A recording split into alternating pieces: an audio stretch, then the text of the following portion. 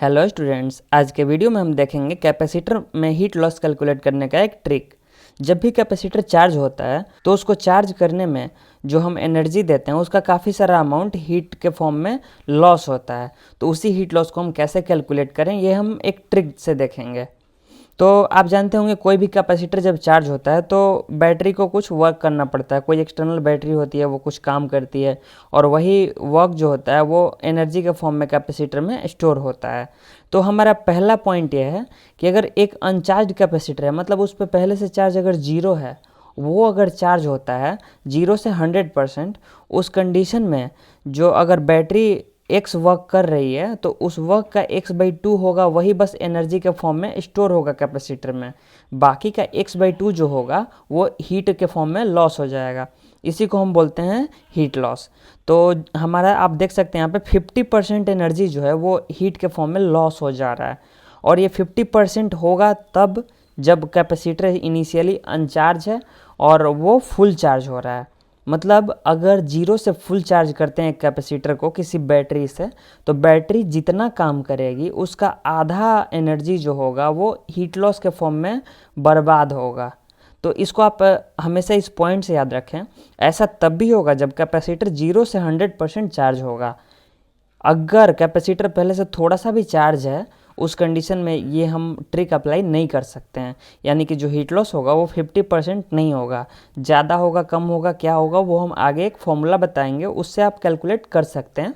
वो भी काफ़ी ईजी है। तो आप इस मेन दो पॉइंट को ध्यान रखें। ऐसा तभी होगा जब कैपेसिटर 0 से 100% चार्ज होगा। और दूसरा, अगर कैपेसिटर पर पहले से कुछ चार्ज है तो हीट लॉस 50% नहीं होगा। अगर वो 100% चार्ज हो जाए तब भी, मान लो अगर वो 50 से 100% चार्ज हुआ तो ऐसा आप नहीं बोल सकते हैं कि 25% हीट लॉस होगा। ये सही नहीं है। तो इस चीज़ को आपको ध्यान रखना है। अगला हम आपको बताते हैं, अगर आपका कैपेसिटर 0 से चार्ज ना होकर किसी भी पॉइंट पे चार्ज हो रहा है, मान लो वो 50% से 100% चार्ज हो रहा है, उस कंडीशन में आप कौन सा फॉर्मूला यूज करेंगे? तो उस कंडीशन में यूज करने के लिए ये वाला फॉर्मूला है हीट लॉस के लिए।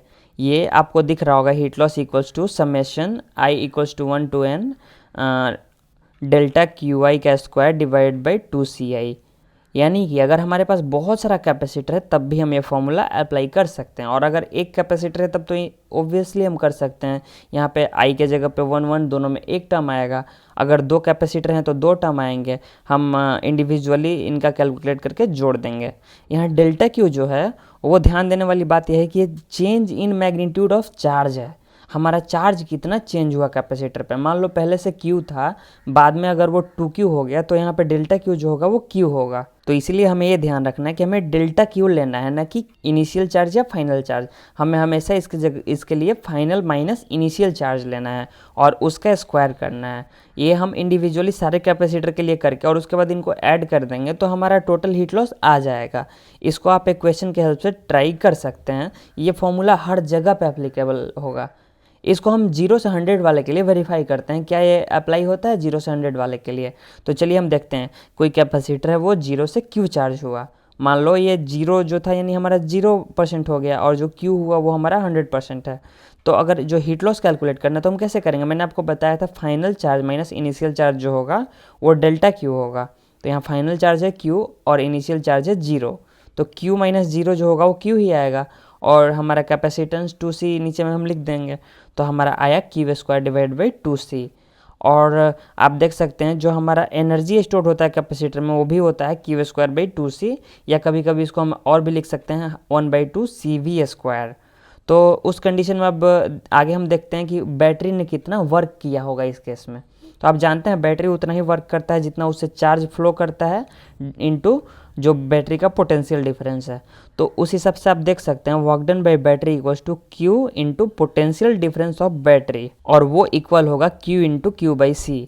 तो आप जानते होंगे जो V होता है, V इक्वल टू हम Q/C लिख सकते हैं। ऐसा हमने इसलिए लिखा क्योंकि ये आप देख पा रहे होंगे यहाँ पे Q इक्वल्स टू होता है CV एक कैपेसिटर में, और यहाँ से अगर हम V का वैल्यू कैलकुलेट करें तो आएगा Q/C। अब इसको हम यहाँ पे पुट किए हैं Q इंटू Q/C, तो ये हमारा आया कितना Q स्क्वायर बाई C। और आप ध्यान से अगर देखेंगे तो आपको समझ में आएगा ये जो Q square by 2C heat loss है और Q square by 2C energy है, इन दोनों को ऐड करेंगे तो हमारा यही वर्क डन बाई बैटरी आएगा। तो मैं आपको यही बता रहा था।